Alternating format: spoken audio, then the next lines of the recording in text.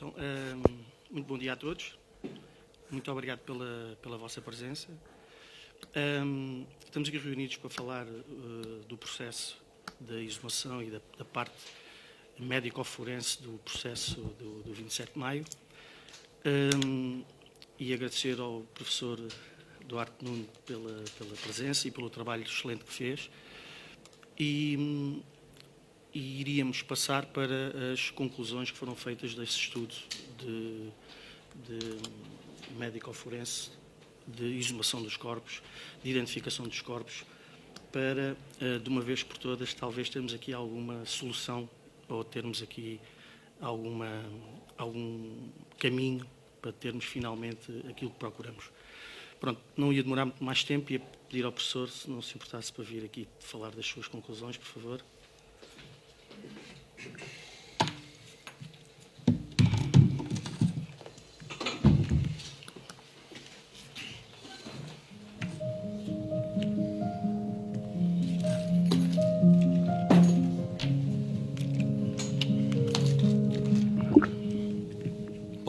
Bom dia a todas e todos. Eu cumprimento todos os que estão presencialmente, todos aqueles que nos acompanham online, através do recurso às novas tecnologias. Agradeço o convite que me foi feito, agradeço, aliás, o convite que me foi feito desde o início para colaborar nesta investigação e neste estudo que foi feito na vertente médico-legal. Um estudo que envolveu outros colegas, que envolveu a professora Eugénia Cunha, antropóloga, que envolveu a mestra Inês Santos, também ela antropóloga, e que contou também com a colaboração da Polícia Judiciária através do Diretor Nacional Adjunto, do Dr. Carlos Farinha, porque os laboratórios do Instituto Nacional de Medicina Legal e Ciências Forenses e os laboratórios da Polícia Judiciária foram parte interveniente nas investigações, nomeadamente nos estudos de genética, que são sempre o último recurso em termos de uma identificação. Como sabem, nós fomos a Angola, a Luanda, em julho do ano passado. A equipa avançou, eu só me juntei à equipe mais tarde, porque no dia em que estava para seguir testei positivo para a Covid, tive que fazer os testes e, portanto, estava com Covid sem saber, embora sem sintoma nenhum, e só me juntei 3 dias depois, quando finalmente negativei e pude avançar.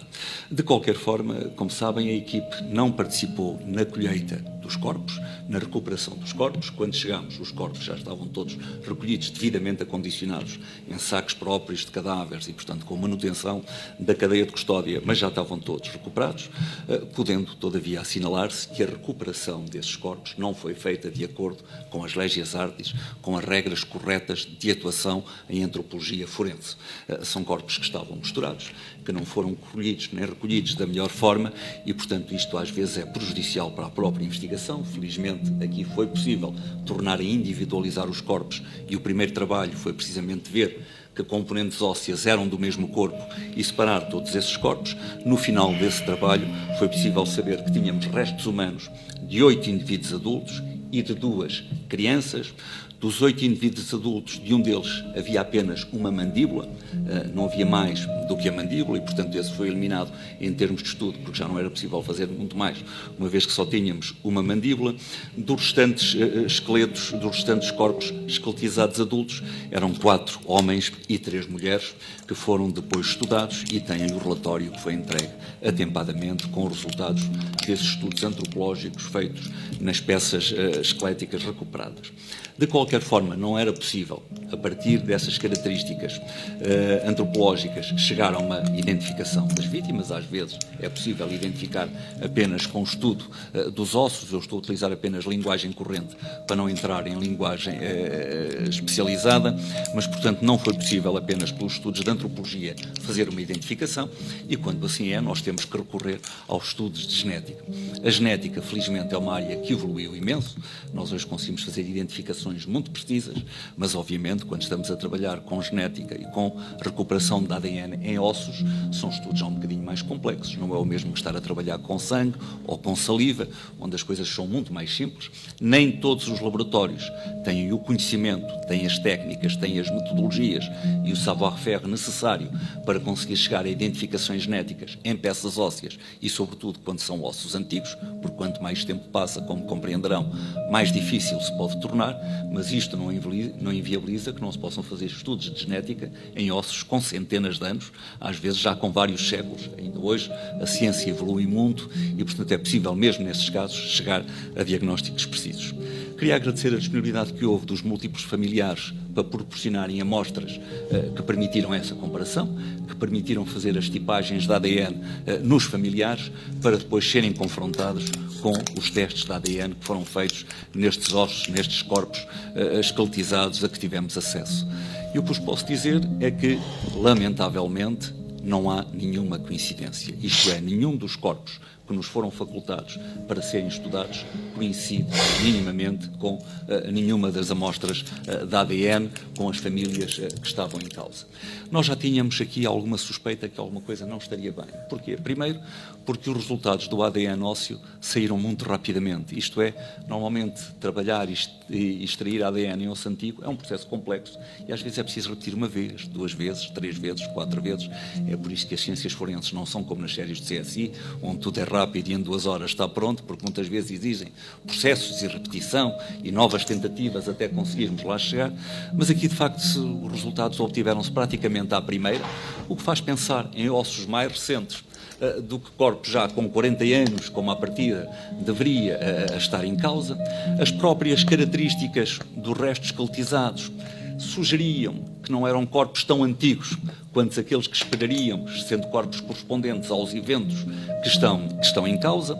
Alguns corpos tinham até características que desde logo nos permitiram ver que não correspondiam. Por exemplo, um dos corpos era uma pessoa amputada da perna direita e uma amputação que não era sequer recente, uma amputação antiga de alguém que viveu muitos anos com essa amputação, porque isso deixa depois características nos ossos que nos permitem fazer essa análise. E repito, 2 dos esqueletos eram mesmo de crianças. Portanto, nós hoje temos a certeza que destes corpos, nenhum deles, infelizmente, corresponde às pessoas que se esperava pudessem corresponder. Isto é uma certeza científica, não temos qualquer dúvida daquilo que estamos a afirmar. Lamentavelmente, não sabemos qual foi a origem exatamente. Temos, aliás, até a convicção, pelas características dos ossos, daquilo que vinha ainda agarrado a eles, características das terras, etc. Nós tivemos a ocasião de ir ao local depois. Fomos levados ao local onde os corpos teriam sido encontrados e achamos que as características da terra que vinha agarrada aos corpos que nos foram facultados não coincidem com as características daquela terra onde dizem que os corpos terão sido encontrados e de onde terão sido recuperados. Temos, aliás, até a sensação que os corpos poderão ter vindo de 2 sítios diferentes, pelas características das terras e do resto que vinha agarrado a eles, e, portanto, era isto que vos queria transmitir, que infelizmente não chegámos a qualquer tipo de identificação. Nenhum destes corpos correspondia às vítimas que poderiam estar em causa e, portanto, lamentavelmente, estamos no ponto zero. Enfim, não será propriamente o ponto zero. Poderemos, pelo menos, dizer que estes corpos não são. Eu sei que há corpos que foram devolvidos às famílias de outras situações. Não sabemos como é que foi feita a identificação, nem quem a fez. Provavelmente poderá ter tido outra colaboração internacional, porque sabemos, sim, que os laboratórios de Angola não têm capacidade para fazer estudos genéticos em osso também. Aliás, não é vergonha nenhuma, a maior parte dos muitos laboratórios a nível internacional não têm, é preciso especializarem-se nessa área. Em Portugal tem o Instituto Nacional e os seus laboratórios de genética têm essa capacidade e foi o Instituto Nacional que fez essas colheitas. De qualquer forma, nós, para salvaguardar qualquer aspecto, porque nestas coisas pode haver erros também, e portanto estar tudo salvaguardado é sempre positivo, tinha sido combinado previamente e quando colhemos amostras aos familiares que se prontificaram a extrair uma amostra para tipagem de ADN, tal como quando colhemos amostras nestas peças ósseas para futura comparação, nós colhemos sempre 3 amostras. Uma amostra que ficou em Portugal, uma amostra que foi enviada para os serviços forenses de Angola e uma amostra que ficou fechada, assinada pelas 2 partes, Portugal e por Angola, e que está guardada, devidamente acondicionada e que permitirá sempre, a qualquer momento, caso surja alguma contradição, algum aspecto menos claro, repetir os exames e ter uma 3ª amostra de comparação para que não fique nenhuma dúvida, nem nenhuma inquietação nos espíritos e ninguém possa pensar estes resultados não foram bem, falharam e agora não temos como comprovar. Isto também para salvaguardar que eventualmente surgisse um resultado diferente de outro laboratório e ser sempre possível assim depois tirar uma contraprova em termos de alguma dúvida que persistisse.